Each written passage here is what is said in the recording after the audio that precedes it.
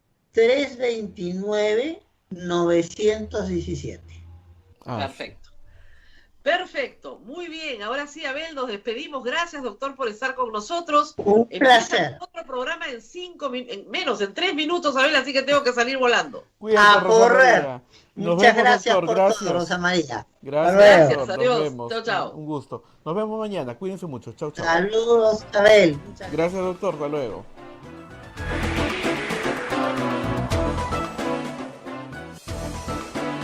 Hasta aquí, A Pensar Más con Rosa María Palacios.